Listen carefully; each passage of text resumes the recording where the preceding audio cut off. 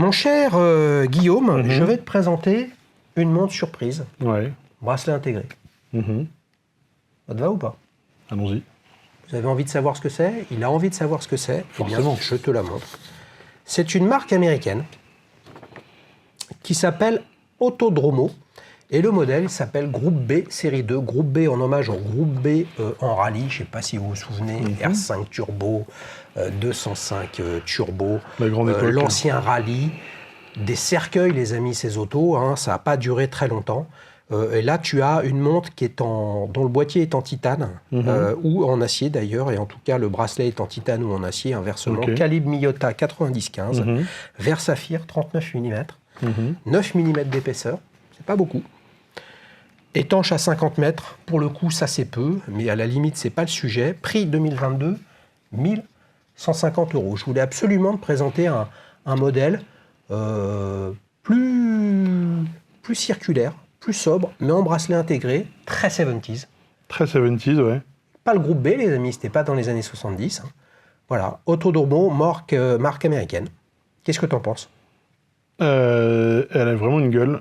Je connaissais pas du tout. Hein. Elle a du chien, elle a quelque chose. Qu'est-ce que j'en pense? Non, c'est le genre de modèle qu'on aimerait voir déjà plus souvent. Ouais. C'est pour ça que je les présente, les amis. Mais oui, sinon, ils n'ont aucune chance. Ces braves gens, ils ont une marque complètement inconnue, une distribution inexistante puisqu'ils ne vendent que sur Internet. D'accord, on a eu un petit problème de lumière, les amis, mais c'est pas grave. Ça arrive, on est habitué aux problèmes techniques, tu sais. Peut-être qu'ils sont en train de nous dire il faut partir dans 5 minutes, donc ne tardons pas. Alors, non, bien sûr que non, les amis, on peut rester tout le temps qu'on veut. Donc, tu aimerais voir plus souvent? Ouais, tu recherches un peu des modèles comme ça ou des marques inconnues? Quand j'ai commencé un petit peu à regarder les montres, ça a été une démarche que j'avais un petit peu parce que je voulais pas mettre trop d'argent dans les montres quand même et je trouvais ça chouette de pouvoir changer souvent. Et là, j'essaie vraiment de recentrer, c'est pour ça que j'ai revendu beaucoup de choses pour pouvoir me concentrer sur peu de pièces et que je porte avec moi et arrêter d'en avoir partout et de les oublier chez les horlogers pour les réparations. Donc du coup, j'ai recentré un petit peu. Mais ouais, je trouve que... Qu'est-ce qui te plaît là, franchement, dans ce que tu vois? J'aime beaucoup le fait d'avoir l'aiguille des minutes qui est pleine et blanche et l'aiguille des heures qui est en ouvert. Ouais. Ça me fait penser un petit peu sur certains modèles de Travel Time là où tu vas avoir tes deux aiguilles de minutes, une qui est dans il y a un peu ce côté-là que je trouve sympa. Je te disais tout à l'heure à quel point j'étais sensible au fait que les aiguilles touchent les index ou en tout cas s'en rapprochent. Là, ça tombe quand même super proprement. Il y a un côté très fini et à la fois pas habituel et qui sort un peu de l'ordinaire. Qu'est-ce que tu penses de ce côté un petit peu perturbant justement de cette aiguille des minutes, dont la petite partie est finalement très longue et rapidement on pourrait croire qu'il y a une aiguille GMT. Tu vois? Quand je l'ai vu au début, je pensais que c'était une GMT en travel time ou en dual time. Tu t'es fait feinter. Non, c'est pas une GMT. Il y a un côté du coup, en fait, elle a un côté très automobile. Elle fait aiguille de vitesse un petit peu avec ce côté qui dépasse. Ça marche vraiment pas mal avec les deux vis, avec le comme sur un cadran, comme sur comme sur certains compteurs, surtout sur les anciennes, on retrouve un petit peu ça. Elle a un côté très automobile et à la fois super sport. Est-ce que tu as remarqué la lunette très caractéristique? Avec je sais pas comment ça s'appelle, mais on imagine une griffe pour pouvoir la dévisser presque. Exact, alors que plus comme une griffe que tu utilises pour déviter ton fond de boîte. Exactement. Alors que là, on est côté vert. Alors qu'on est côté vert, un peu comme la première fois que j'ai vu l'Overseas chez Vacheron Constantin, j'avais l'impression qu'il y avait ce côté-là aussi un petit peu, même s'il l'a pas pareil. Oui, c'est très différent, mais du coup, effectivement. T'as vu, couronne probablement on peut imaginer 5 faces ou 6 faces. Ouais, c'est ça. Calibre Miyota, qu'est-ce que t'en penses? Miyota, Citizen, des millions de calibres fabriqués chaque année. Tu vois quoi, toi? Tu vois de l'horlogerie industrielle? Tu vois la fiabilité, justement, d'un fabricant industriel? Ouais, il y a la fiabilité.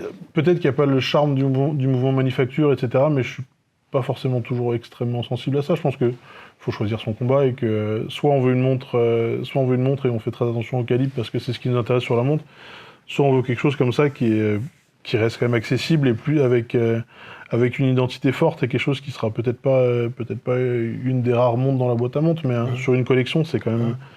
Et Miyota, l'air de rien, c'est réparable facilement partout, c'est robuste, c'est... Tout à fait. Et c'est bien qu'il y ait des calibres comme ça.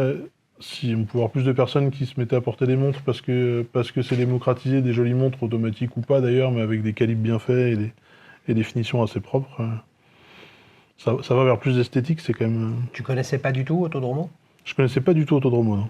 Eh oui, ça fait partie de ces jeunes marques. Il y en a des dizaines en France, des jeunes marques plus ou moins connues, qui parfois viennent dans Start-Upper, les amis, ou qui font partie des marques et des modèles que j'essaye de faire découvrir. J'ai aucune relation avec Autodromo. Je sais que le fondateur est un Américain, il s'appelle Bradley Price.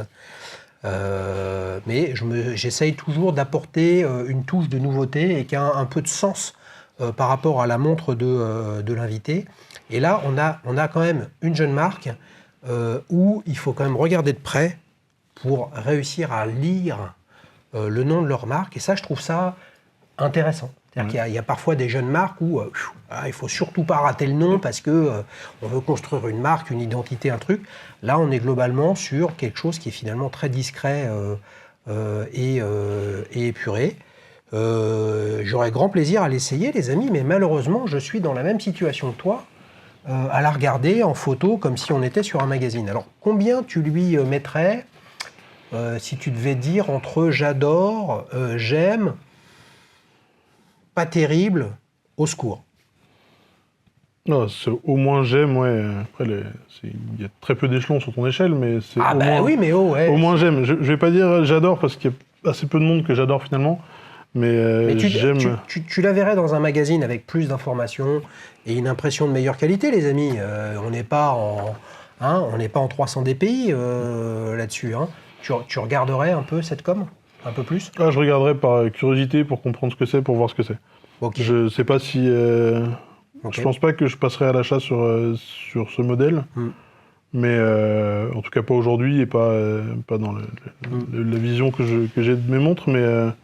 Mais ouais, c'est quelque chose, quoi. Les amis, s'il y a des possesseurs de Autodromo Groupe B ou alors d'autres Autodromo, franchement, dites-nous ce que vous en pensez, partagez votre avis sur la plateforme Dailyshoes, www.dailyshoes.watch.